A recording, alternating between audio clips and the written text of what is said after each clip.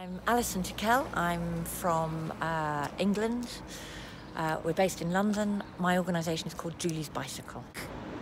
Kreativt Europe has a really critical role in reframing culture, and that includes what Kreativt Europe invests in, funding, how it looks at capacity building the creative and cultural sector across Europe, so that the skills, the competencies, the values, the policies, and the practice is turned inside out, so that actually what it puts at the forefront of its work is a safe operating environment in which culture can thrive, and we are not there yet. So it seems to me that policy, and I'm not just talking about Kreativt Europe here, I'm talking about European environmental and climate policy, European cultural policy, and international climate and cultural policy have got to come together with a different compact, which is recognising that we're all in this together, that we need to use every ounce of our energy and our intellect and our imaginations to drive a different compact with the world. One of the really critical jobs I think we have as a cultural community is to rethink how we are presenting, thinking about, imagining culture, instead of it being a single form. We need to understand that culture is entirely intersectional. It is entirely dependent upon the world that we inhabit, not just the people, but also the natural world. A thriving culture is one that is deeply embedded in values that are sustaining, and I'm not talking about financial sustainability, I'm talking about what it is to be a human being. That is what culture has always been a reflection of, many multi-dimensional reflection of what it is to live in relation to.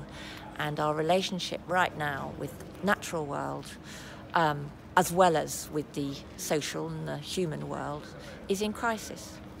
Culture needs to, more than any other sector, culture needs to really examine what the values are that make us a cultural community, and reframe our thinking, our narratives, our metaphors, and our practice in relation to the planet. And you are involved with culture and activism. Yes. Is there a tension between art for the sake of art and activism? And is that a problem whatsoever? Is there a tension? I don't think there is a tension. I think people like to think there is a tension.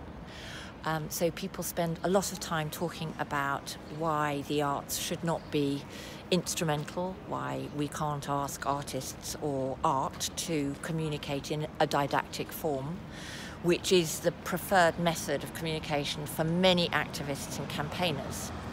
But it's a false binary.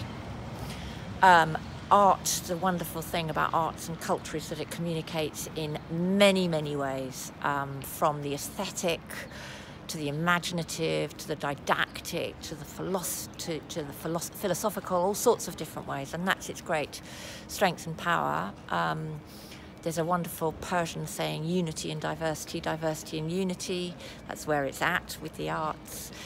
And I think we are seeing an incredibly exciting rise in cultural activism, which is not confined either to art or indeed to artists, but is actually spreading exponentially right across the cultural and creative community in response to some of the biggest crises that we have of our time, the biggest being climate change, and the fact that actually we have to respond with all our senses, our creativity, our commitment, our activism, our imagination to this enormous challenge. So we're seeing a wonderful rise in activism in terms of both art and activity that is really commensurate with the scale of the challenge.